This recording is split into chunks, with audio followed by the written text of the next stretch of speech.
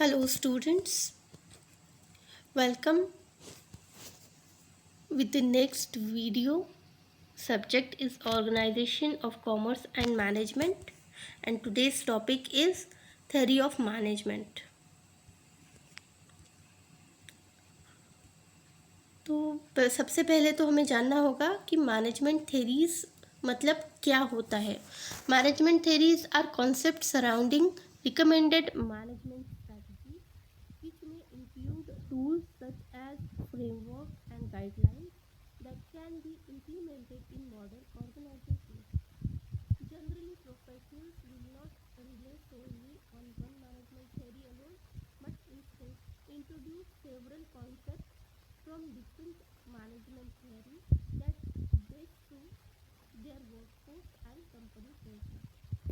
यहाँ पे management theory का मीनिंग ये है कि एक सिस्टमैटिक वे प्रोवाइड करना, गाइडलाइन प्रोवाइड करना या फ्रेमवर्क प्रोवाइड करना ऑर्गेनाइजेशंस को, जिसके थ्रू ऑर्गेनाइजेशन जो है वो अपने जो भी प्री डिटरमाइंड गोल है वो बहुत अच्छे इफ़िशिएंट वे से जो है वो अचीव कर सके।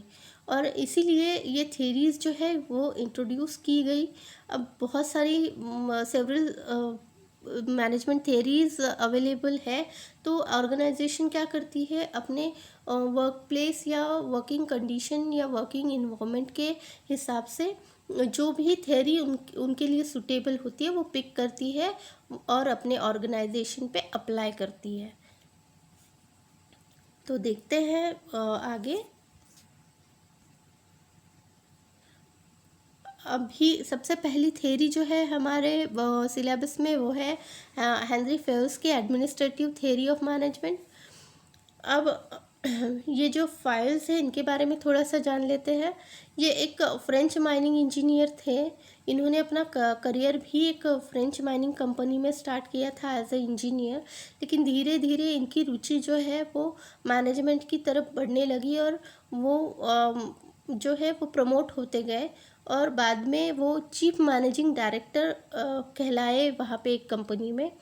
और इन्होंने जो है वो 14 प्रिंसिपल ऑफ मैनेजमेंट को इंट्रोड्यूस कराया और इसीलिए इन्हें फादर ऑफ मॉडर्न मैनेजमेंट भी कहा जाता है। इन 14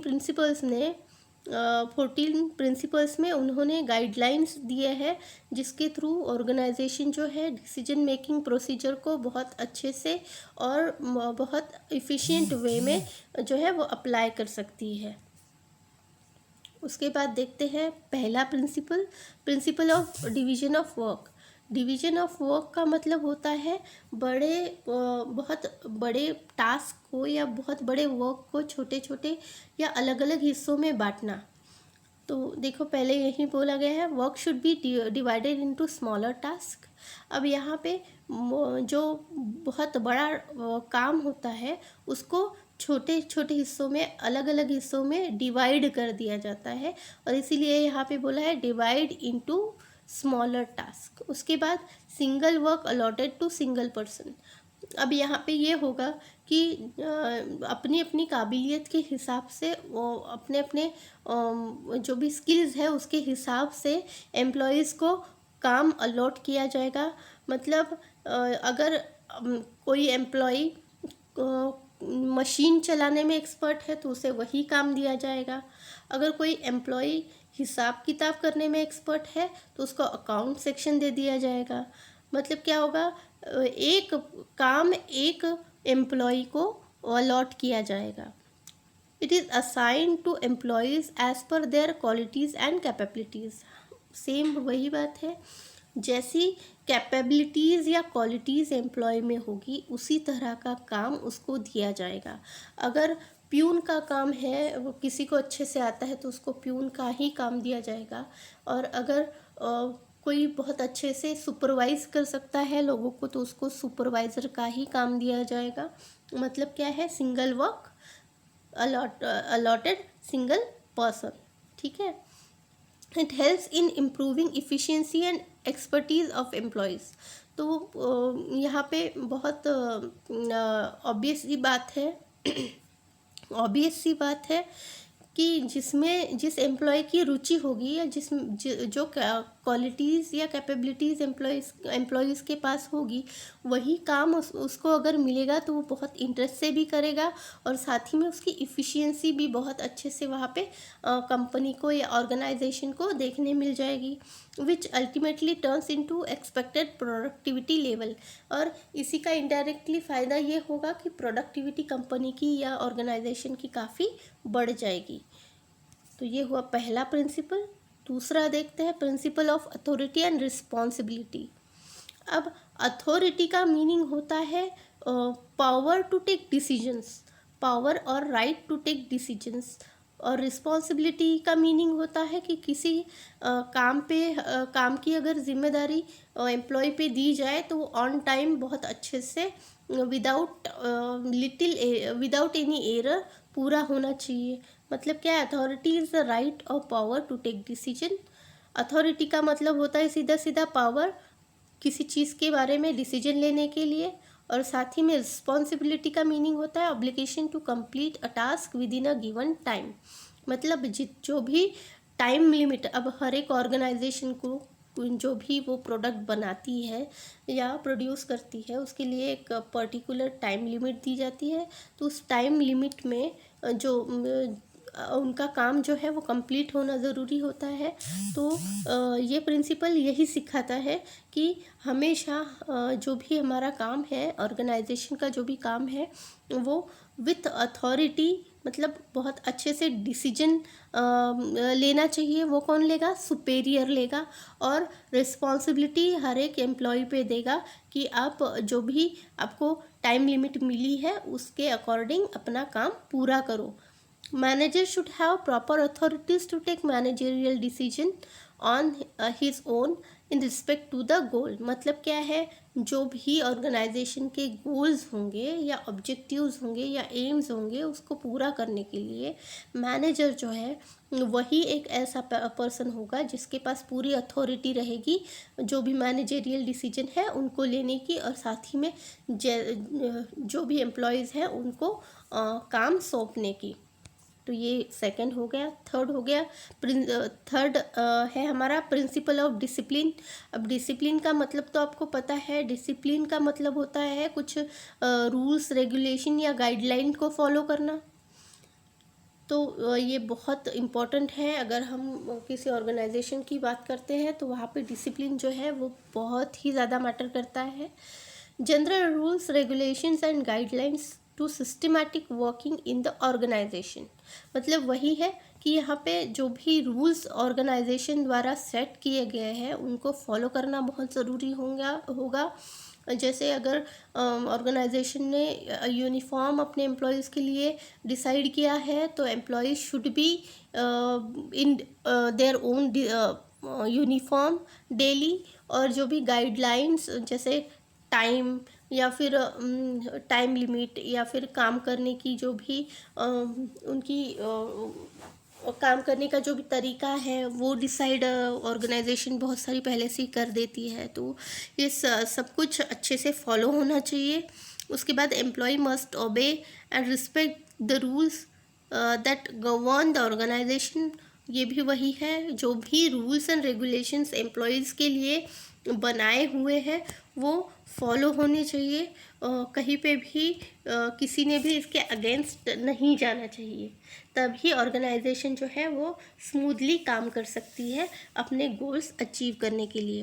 there must be a clear understanding between the management and workers regarding the organisation's rule.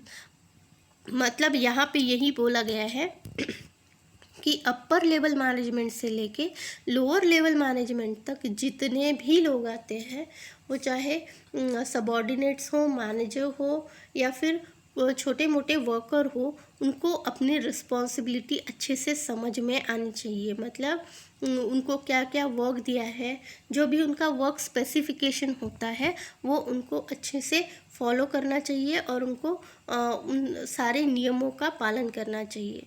Basic discipline should be observed at all level of management. मतलब क्या है ऑल लेवल का, मतलब क्या है टॉप टू बॉटम जितने भी लेवल ऑर्गेनाइजेशन में इन्वॉल्व है उन सबको अपने अपने डिसीजंस फॉलो करने पड़ेंगे।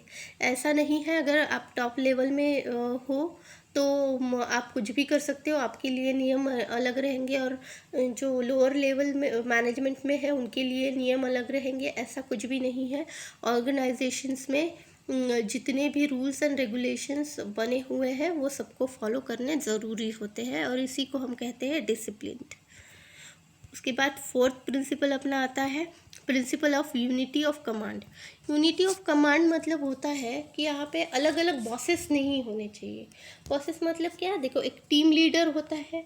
एक ऑर्गेनाइजेशन की अगर बात की जाए तो एक टीम लीडर होता है, वो अपने टीम को डायरेक्ट करता है, डिसीजन वो खुद लेता है, और गाइडलाइन वगैरह जो कुछ भी है, प्लानिंग, डिसीजन मेकिंग, ऑर्गेनाइजिंग, ये सब कुछ वो टीम लीडर करता है। तो अगर एक ही टीम लीडर एक टीम को दिया जाए तो बहुत अच्छे से सारे के सारे लोग क्लियर होते हैं कि हमें इस टीम लीडर की बातें माननी है, और वो उसी प्रकार काम करते हैं। लेकिन अगर 2 या 4 टीम लीडर हो जाए तो कोई किसी के व्यूज़ अलग रहेंगे, किसी के परसेप्शंस अलग रहेंगे, तो जो भी एम्प्लॉयज़ होते हैं वो कंफ्यूज हो जाते हैं कि किसकी बात माननी है किसकी नहीं।